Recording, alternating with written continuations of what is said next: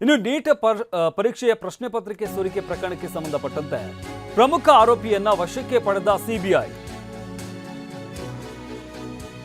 ಶುಭಂ ಖೈರ್ನರ್ ಎಂಬ ವಿದ್ಯಾರ್ಥಿಯನ್ನ ವಶಕ್ಕೆ ಪಡೆದಿದ್ದಾರೆ.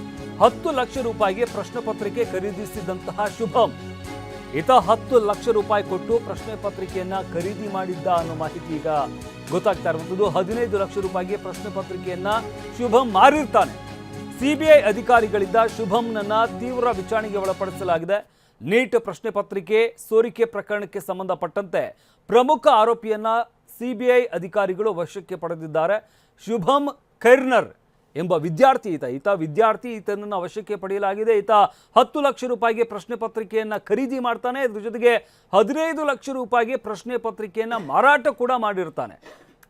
ಇದರಿಂದಾಗಿ ಸದ್ಯಕ್ಕೆ ಆತನನ್ನ ಅಧಿಕಾರಿಗಳು ವಶಕ್ಕೆ ಪಡೆದಿದ್ದಾರೆ. ತೀವ್ರ ವಿಚಾರಣೆಗೆ ಒಳಪಡಿಸಲಾಗ್ತಾ ಇದೆ. ಈತನಿಗೆ ಯಾರು ಪ್ರಶ್ನೆ ಪತ್ರಿಕೆಯನ್ನು ಕೊಟ್ಟರು, ಯಾವ ರೀತಿಯಾಗಿ ಈತನಿಗೆ ಮಾಹಿತಿ ಸಿಕ್ತು, ಯಾವ ರೀತಿಯಾಗಿ ಪ್ರಶ್ನೆ ಪತ್ರಿಕೆ ಸೋರಿಕೆ ಆಯಿತು, ಎಲ್ಲ ವಿಚಾರಗಳಿಗೆ ಸಂಬಂಧಪಟ್ಟಂತೆ ತೀವ್ರ ವಿಚಾರಣೆಯನ್ನು ನಡೆಸಲಾಗ್ತಾ ಇರುವಂಥದ್ದು. ಸದ್ಯಕ್ಕೆ ಪ್ರಮುಖ ಆರೋಪಿ ಈತನನ್ನ ಸಿಬಿಐ ಅಧಿಕಾರಿಗಳು ವಶಕ್ಕೆ ಪಡೆದಿದ್ದಾರೆ. ಶುಭಂ ಖೈರ್ನರ್ ಎಂಬ ವಿದ್ಯಾರ್ಥಿಯನ್ನ ವಶಕ್ಕೆ ಪಡೆಯಲಾಗಿದೆ. ಇನ್ನು ನೀಟ್ ಪ್ರಶ್ನೆ ಪತ್ರಿಕೆ ಸೋರಿಕೆ ವಿಚಾರ ದೊಡ್ಡ ಅವಮಾನ, ಇದು ನಮಗೆಲ್ಲ ದೊಡ್ಡ ಅವಮಾನ ಅಂತ ಡಿಸಿಎಂ ಡಿಕೆ ಶಿವಕುಮಾರ್ ಹೇಳಿದ್ದಾರೆ. ಬೆಂಗಳೂರಿನಲ್ಲಿ ಡಿಸಿಎಂ ಡಿಕೆ ಶಿವಕುಮಾರ್ ಪ್ರತಿಕ್ರಿಯೆ ನೀಡಿದ್ದಾರೆ. ಮಕ್ಕಳು ಕಷ್ಟಪಟ್ಟು ಓದಿರ್ತಾರೆ, ಕನಸು ಹೊಂದಿರ್ತಾರೆ, ಹೀಗೆಲ್ಲ ಪ್ರಶ್ನೆ ಪತ್ರಿಕೆ ಸೋರಿಕೆ ಆದಾಗ ನಂಬಿಕೆ ಹೋಗುತ್ತೆ ಅಂತ ಡಿಕೆ ಶಿವಕುಮಾರ್ ಅಸಮಾಧಾನವನ್ನು ವ್ಯಕ್ತಪಡಿಸಿದ್ದಾರೆ. ಪಾಪ ಮಕ್ಕಳು ಬಹಳ ಕಷ್ಟಪಟ್ಟು ಓದಿರ್ತಾರೆ, ಶ್ರಮಪಟ್ಟು ಏನೋ ಅವ್ರ ಜೀವನದಲ್ಲಿ ಒಂದು ಕನಸು ಕಾಣ್ತಾ ಇರ್ತಾರೆ, ನಾವೇನಾದ್ರು ಆಗಬೇಕು ಅಂತ.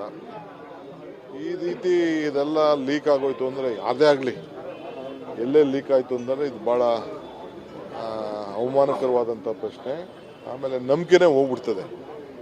ಸೊ ಹಿಂದೆ ಎಲ್ಲ ಬೇಕಾದಷ್ಟು ಈ PSI ಸ್ಕ್ಯಾಮ್ ಇವೆಲ್ಲ ನಾವೆಲ್ಲ ನೋಡಿದ್ದೀವಿ, ಎಷ್ಟು ಪ್ರಾಬ್ಲಮ್ ಆಯಿತು, ಏಜು ಮತ್ತೊಂದೆಲ್ಲ. ಸೊ ಈಗ ಎಲ್ಲ ಕಷ್ಟಪಟ್ಟು ಓದಿರೋರಿಗೆ ಇದು ಸಮಸ್ಯೆ ಆಗಿದೆ. ಕೂಡಲೇ ನಿಲ್ಲಿಸಿದ್ದಾರೆ ಅಂತ ಹೇಳಿ ನಾನು ಮಾಧ್ಯಮದಲ್ಲಿ ತಿಳಿದೆ. ಬಟ್ ಇದು BJPಯವರು ಎಲ್ಲ MP ಗಳು ಇದಕ್ಕೆ ಉತ್ತರ ಕೊಡಬೇಕು, ಹೇಳಬೇಕು MP ಗಳು ಇದೇನು ಕರೆಕ್ಟಾ ಏನು ಅಂತ.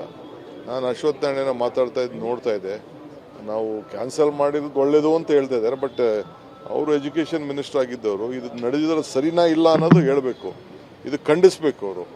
ಅವರು ಖಂಡಿಸ್ತಾ ಇಲ್ಲ. ಬೇರೆ MP ಗಳು ಬೇರೆ ಟೈಮಲ್ಲೆಲ್ಲ ಮಾತಾಡ್ತಾರಲ್ಲ, ಆಲ್ MPಸಿಗೆ ಅದ್ರ ಬಗ್ಗೆ ಮಾತಾಡಬೇಕು. MPಸು ಮಾತಾಡಬೇಕು, ಸೆಂಟ್ರಲ್ ಮಿನಿಸ್ಟ್ರು ಮಾತಾಡಬೇಕು. ಇದು ಸರ್ಕಾರದ ಯಾರ ವೈಫಲ್ಯ ಇದು ಅನ್ನೋದನ್ನು ಅವ್ರು ಹೇಳಬೇಕು. ಅದೇ ಕರ್ನಾಟಕದಲ್ಲಿ ಏನಾರು ಆಗಿದ್ರೆ ಇಷ್ಟೊತ್ತಿಗೆ ಎಲ್ಲಿ ಮೇಲ್ಗಡೆ ನಾನು ಕೂತ್ಬಿಟ್ಟಿರೋ, ಈ ಬಿಲ್ಡಿಂಗ್ ಮೇಲೆ ಕೂತ್ಬಿಟ್ಟಿರೋದು ಅಂತ ಕಾಣ್ತದೆ. NEET exam